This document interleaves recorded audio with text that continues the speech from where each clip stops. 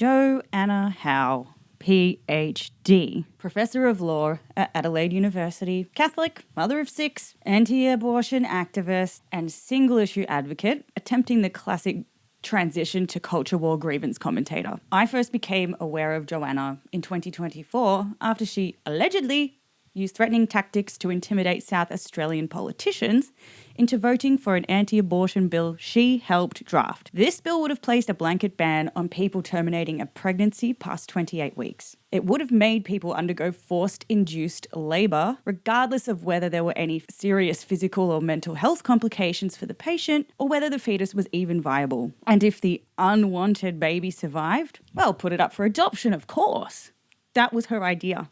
Turns out South Australian Parliament did not appreciate her intimidating tactics, so they banned her. You may not be familiar with her 2024 ban from Parliament or the reasons why, but you may be familiar with her most recent controversy, where she published an image of 2 aborted fetuses that a random person on the internet emailed her. This is the hardest email I've ever received to my inbox. It's from a woman who, the subject line said, "My shameful abortion," and I opened it expecting to read a story, but then I was confronted with this picture of 2 baby. Notice how she always calls fetuses babies. And she wrote, "I didn't know I was having twins." And so what happened is she found she was pregnant, went to a doctor, they gave her abortion pills, and then they just abandoned her. And so there she is, alone in her house, in her bathroom, giving birth to her twin babies onto the bathroom floor. She then posted another video in which a Guardian journalist asked her if she'd fact-checked the image, because there was something a little off about these twin girls. So our friend Tori Shepherd has reached out to me via email. She's writing another hit piece, and this time she's asking me the question, did I fact check the provenance of the twins that I put up on social media last week? You'll remember Ruth and Emma. Now, Tori's claiming that Ruth and Emma, in fact, weren't human babies, they were just sugar gliders. And while I don't think that's actually true, I mean, here's the second email I got from the woman who said, "I don't really want to talk about it, but you can share the picture and that I had an abortion at home with the pills. Something big came out, and when I washed the pad, I saw these. I didn't know, and I cried for days." Not only did she not fact check the image, pretty sloppy for a professor and academic if you ask me, but the story has changed. Did this person give birth on the bathroom floor or onto a pad? Where did it say that the babies were female? Not that you'd even be able to tell at this gestation stage. They didn't specify that they were alone at home and abandoned by the doctor? Do you want the doctor to come home with you? It seems like Joanna took a few creative liberties with this story. Super trustworthy stuff and totally what someone acting in good faith would do. Anyway, so the journal published an article about these twins, and it turns out they were sugar glider fetuses, or joeys, taken from a still of a TikTok video that was showing them being nursed back to health. Instead of being super fucking embarrassed about being catfished by sugar gliders, Joanna made these grand claims that she was scammed and simply just dug her heels in even further. All right, so it looks like we have been scammed. Tori Shepherd has now sent through another email, which clearly shows that this was just a setup. Tori and the pro-abortion online mob that she seems to be working with have clearly set this up to say that they've now talked to Lynn, and this actually is a picture of sugar gliders. Hannah Ferguson from Cheek Media has jumped in, and it's clear that they're really trying to get this big gotcha moment, but I'm not really sure that they have. These twins who we called Ruth and Emma, they may be sugar gliders, but it doesn't actually matter because there are thousands of Ruth and Emmas. So instead of being able to defend the indefensible because they can't, they try and do these gotcha scamming things when really it just makes them look lame and pathetic. Yeah, we're the ones who look lame and pathetic. The Guardian also made a little explainer video about the whole saga, and that made her angry. This isn't a picture of human fetuses. It's a still from a video of baby sugar gliders. But anti-abortion activist Joanna Howe has kept posts up. The fact that these people think that this somehow invalidates our movement, our rally, our cause, our fight for these babies like Ruth and Emma. The picture that was sent to me might have been of sugar gliders because of some sick and twisted prank by pro-abortion trolls in cahoots with Tori Shepherd and The Guardian. I might have announced a rally based on a belief that this was a picture of human beings when instead it was sugar gliders, but that doesn't change a damn thing. And you know what we're doing? We're doing the rally for Emma and Ruth. Oh God, she's still going with the Ruth and Emma thing. She's still going with it. So actually, I think fabricating a false narrative using clever, persuasive language and leveraging your authority as a professor at a prestigious university is actually the sick and twisted thing here. not someone sending you a picture to check if you'd done your due diligence, which you did not. Speaking of which, Professor Howe is currently putting that law degree to, not good use, but definitely use. For the third time, she's working with a sitting member of the South Australian Legislative Council, or the Upper House, this time with someone called Sarah Game. They're trying to introduce a bill that would effectively ban all abortions after 24 weeks and 6 days, so let's call it 25 weeks. The last time she tried this, her bill was voted down by just a single vote. One vote. And now she's trying again. So how would this new bill actually work in practice? And currently in South Australia, people can access abortion for the duration of their pregnancy, but after 22 weeks or 6 days, let's say 23 weeks, they need 2 doctors' approval. The reasons that medical professionals may authorise a termination at this stage include to save the life of the pregnant person or another fetus, so like twins or multiple births, if continuing the pregnancy would involve significant risk to the physical or mental health of the pregnant person, or a significant risk of fetal anomalies. Joanna's bill would remove all clauses aside from the one that would save the life of the mother or fetus in a multiple birth, because dying is all that matters. And, risking loss of bodily function or permanent disability are completely acceptable because they aren't immediately fatal. And what about cases involving fetal anomalies? Let's suppose a fetus is diagnosed at 25 weeks with a lethal condition, say thanatophoric dysplasia. The fetus's ribcage and chest do not develop properly, leaving insufficient space for the lungs to develop and function. The baby is expected to die before birth or shortly after birth, regardless of whether it receives medical care, because it literally will not be able to breathe. Of course, though, she doesn't focus on conditions that are incompatible with life when she's doing the rounds with her friends on Sky News. Do we have sound data on how many late-term abortions? So perhaps we're talking here about 20 weeks onward. In South Australia, which introduced abortion up to birth 18 months ago, there's actually been 45 healthy babies, so nothing wrong with them. They weren't killed in emergency situations to save the mother's life. 45 healthy babies were injected with poison and delivered dead. There were an additional 12 babies that had some form of disability. And there's no criteria that it has to be life-threatening or that the baby's going to die.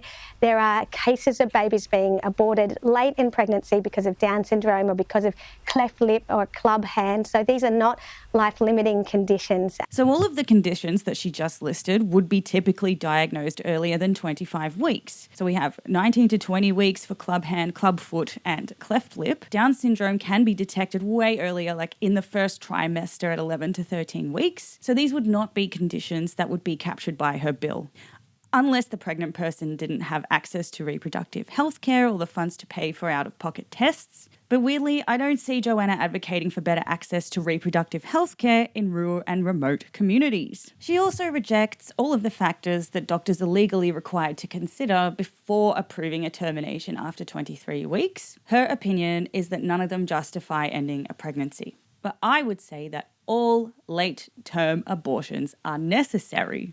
Joanna Howe does not care about whether a person chooses to terminate a pregnancy because of a medical or psychiatric condition that develops to the point that it threatens the patient's health, rape, incest, sexual violence, sexual slavery, or the abuse of minors and vulnerable adults, a lack of access to specialist services, socioeconomic disadvantage, cultural or language barriers, or living in remote areas, fetal abnormalities that were not identifiable, diagnosed, or fully evaluated before the cutoff point, and a deteriorating medical condition or a late diagnosis of a disease requiring treatment that is incompatible with continuing the pregnancy, such as cancer. By writing and supporting this bill, Joanna necessarily believes that none of these mandatory considerations are sufficient justifications for termination. She loves girls and women, you guys. I imagine making this decision would be incredibly difficult and emotional and quite personal. What I can't imagine is how people who've undergone a later term abortion, for whatever reason, must feel when they hear Joanna misrepresent and weaponize the reality of their situations. Ultimately, none of this even matters because it's not up to the frickin' government to compel one person's body to sustain another person's life. Period. Full stop. And when the government compels people to do this against their will, their reproductive health is compromised. they become disfigured, and they die. In a move that is surprising to absolutely no one, she's following the familiar cancelled by the woke left to culture war commentator pipeline. Her socials are a bit of a nightmare. We've got gotcha street interviews, we've got podcast episodes, explainers in the largest air quotes I can possibly muster.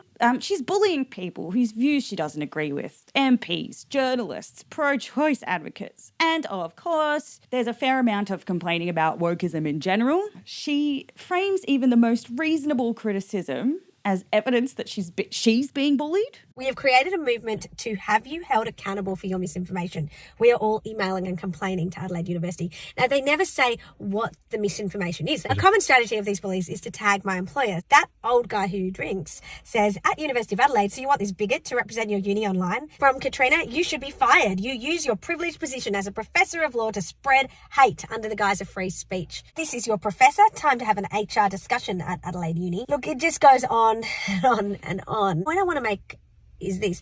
If we really believe in an academy which is based on EDI, equity, diversity and inclusion, why do all of these trolls expect there to be a homogeneity on how we view something? So abortion is an inherently controversial subject. There are different sides and perspectives to it. Their only play is to shut me down, which says something, I think, about the weakness of their argument, but also the bullies that they are. Joanna, you're trying to incrementally erode people's reproductive rights and you're complaining about bullies and you want us to feel sorry for you. Babe, you are not getting bullied. You said something shit and you're being called out for saying something shit. It's simply the consequences of your actions. Also, did you know that the government actually pays people to abort their babies? It's called the dead baby bonus. Oh, shit. But let's get this straight. Australia has a fertility crisis, like it's literally falling off the cliff. And actually at the moment, instead of paying women money to have babies, so to incentivize them to have babies, to give them a baby bonus, the Labor government, Anthony Albanese, is actually paying women over $4,200 to kill their babies late in pregnancy. There's a late-term dead baby bonus that is being paid by this Labor government, which incentivizes killing babies. Okay, so this is actually a one-off payment of $4,326.57 provided by Centrelink that was created as bereavement support for families who experience a stillbirth. Parents have to meet eligibility criteria of a combined income test of $77,000. Not only do you have to be low income to get this payment, but you also have to meet Centrelink's definition of what a stillborn baby is. A baby who has not breathed since delivery, has no heartbeat after birth, or is at least 20 weeks old or weighs at least 400 grams. Joanna argues these criteria capture stillbirths that are the result of unnecessary late-term abortions, but as we know, there are always legitimate reasons for late-term abortions, which, yeah, it's not a loophole. It is in fact the intended outcome of the payment. It's there for parents who experience a stillbirth of any cause, as they often incur the same costs associated with pregnancy and birth. Things like medical appointments, maternity and baby clothes, setting up the baby's room, time off work. But these people are not eligible for many of the ongoing payments that are associated with raising a living child. So it is clearly not an incentive for abortion. Also, this language, the late-term dead baby bonus, be fucking for real, Joanna. This is so unserious. This money should be going to women who have babies, to support women who are vulnerable, to keep their babies. If you are sick of the death cult and the messed up policy making of this government, follow along, join our movement as we speak truth to these people and we fight back. Families who have babies do get government payments, Joanna. Whether it's enough is a different conversation, but they do get, parental leave and pay. They get family tax benefits. We got the newborn upfront payment and the newborn supplement, which is additional support for some families who are not receiving parental leave pay. We got childcare subsidies and obviously the separate state and territory payments. So enough of that. Obviously, there's a lot of anti-abortion content on her socials, but like any good grievance commentator and person that has only kind and uncontroversial things to say, she's decided to branch out with some really unique hot takes that we've never really heard before. Here she's accusing Elbow and Chris Minns of not being real Christians and pandering to the left. This is getting really old. We are so sick of politicians cynically playing the Christian card just to win votes. We saw it in the election with Anthony Albanese turning up to church not once but 3 times during the federal election campaign and crying over the death of Pope Francis. Now we see a headline in the Catholic Weekly in New South Wales screaming, Chris Minns celebrates Christianity. Well, this is the same Chris Minns that rushed through a radical Greens abortion bill this year, banned prayer in New South Wales, and has actually allowed men to change their birth certificates because they identify as women. And there it is, everyone. There it is. Here we go with the transphobia. Who could have seen this coming? I care about unborn fetuses unless they grow up to be trans. Now, the Christian Alliance Council is something that Paul Cedric and others have put together. I think it's a great idea. I think the Christians need to be far more involved in politics than they are. Too many Christians and too many church leaders say, oh, that's politics, we can't get involved. But I think what we're really seeing is that if Christians step out of this space, as they have done now for too long. Separation of church and state? Anyone? Anyone into that anymore? You know, Christians have never been locked out of Australian politics and are already well represented. Australian politics has always had a strong Christian influence. Not to mention that people who identify as Christian has been on the decline for the past 5 decades. What we see is that the radical left's religion is... No, Joanna. No, my God, Joanna, it's not a religion. It is a political and ideological framework. You can agree with it, you can disagree with it, or criticise it, but a religion that does not make. As a political framework, it should be in politics. Where else would it be better for? Hi friends, welcome to Queer Kid Stuff. I'm Linz and I'm Teddy. And this is Teddy's Book Club, where we're reading LGBTQ+ picture books with you all every Saturday morning. This week, we are reading a book called What's an Abortion Anyway? Abortion is very safe. This radical leftist ideologue is one of the writers of Paw Patrol, which is why I just don't let my children watch that show anymore. Radical leftist ideologue, for fuck's sake. Reading Levitical books is the worst thing that anyone could do. After abortion, of course. She really has a chip on her shoulder about LGBTQIA+ people existing and kids being told about that. People need to write these books because there are people like you out there spreading misinformation and hate, Joanna. But it's not just this radical leftist ideology that's infiltrating our television screens and the things that our kids are watching. It's also in the school system. So in Victoria, the word gender is mentioned 350 times in the Respectful Relationships program that 5-year-olds are being taught. Gender was mentioned 350 times? Where 5-year-olds are being taught? Teaching them about reality makes me angry. We'd rather isolate our kids in an ideological bubble wrap than teach them how to engage with different viewpoints. Respectful relationship. What's the problem? In South Australia, where I live, Peter Malinauskas has his education system teaching kids about the gender-bred person, who's instructing kids that the gender that they might feel in their head might be different to their heart and might be different to their genitals. Why are we letting radical left Labor governments brainwash our children? Teaching children that gender is socially constructed rather than an innate biological destiny is concerning indeed. They might start thinking critically about gender roles and social expectations imposed on them before they were even born. A boy or a girl? No, I think it's a little early to start imposing roles on it, don't you?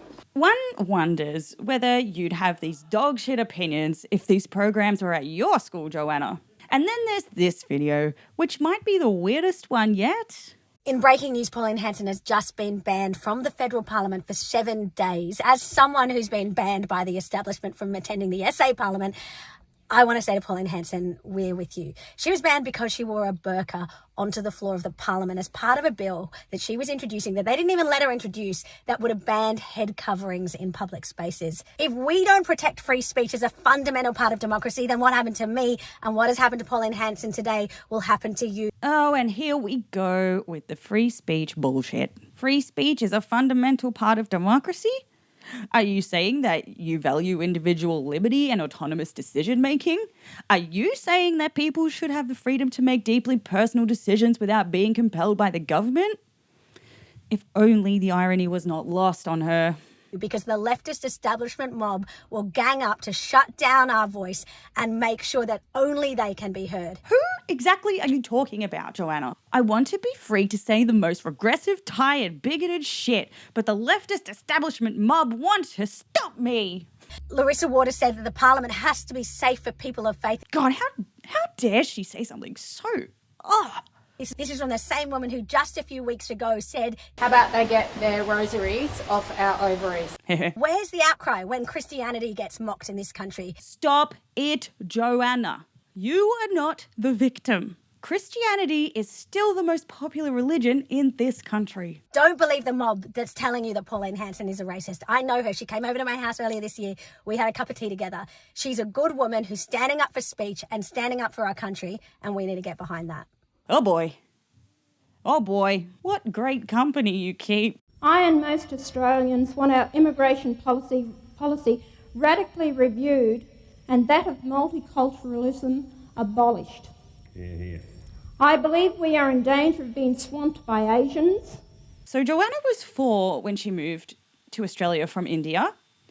Maybe she's even old enough to remember Pauline's maiden speech. But Joanna said she's a good woman, so that's all I need. I'm convinced. Now we come to the most unhinged video I managed to find. So she got all up in arms about Victoria making an amendment to its Anti-Vilification and Social Cohesion Act. It's basically an expansion of existing legislation which protected people against racial and religious vilification. And now it includes a few more groups. So disability, gender identity, sex and sexual orientation. The Victorian Labor government has just passed new laws that entrench a radical left ideology around victimhood and cancel culture. Embraced by the left as a win for inclusivity, these laws are actually a tremendous loss for Australians and our way of life. Jacqueline Symes, one of the architects of these laws, stood up in the parliament and gave this ridiculous speech that is now getting slammed by Australians all across the country. Not in Victoria, of course, which by this point is a communist state. Victoria is a communist state, everybody. Jesus. What's the problem? If the Victorians like the changes and they're the ones who are impacted by them, I fail to see the problem. It's called the Anti-Vilification and Social Cohesion Act 2025. Now, even that name, anti-vilification, is essentially about controlling hate speech, controlling the way that we speak, and then social cohesion. I mean, nothing sounds more Orwellian. Orwellian, ding, ding, ding. Orwellian, we've said Orwellian. What American cultural bullshit has this woman been watching? We've all heard these banal regurgitations of the same dog shit talking points since 2016. It's been 10 years, man. Come up with something new instead of recycling this Ben Shapiro slop. Every part of the establishment thinks that this is a wonderful thing. In fact, the Human Rights Commission of Victoria has said being protected from hate speech is a human right. Never mind the fact that free speech is a human right. No, it's not. And I know that you know that we don't have free speech protections in this country. I mean, I assume that because you're a lawyer. Look, there's a really long list of speech that is restricted by law in Australia, and so I suppose you'd want to get rid of those too. You're cool with threats and intimidation? Well, actually, yes, I guess we know that you are cool with that. What about some incitement of violence? A little bit of blackmail? Maybe a bit of extortion? Child abuse material, Joanna? And what we see in this new act that has just been passed is that the protected groups have gone from 2 to 10. And when we're talking about these protected groups, who is protected from vilification? We're talking about the darlings of the radical left. These new 8 groups, it's not Christians, it's not people who have unpopular views or people who are against abortion or who believe that there are 2 genders or that girls should be that girls should be protected from men in their sport. Oh my fucking God. She just couldn't help herself, could she? I actually agree with you on this one, Joanna. There are definitely at least 2 genders. Why is an adult playing in a girls' sport team?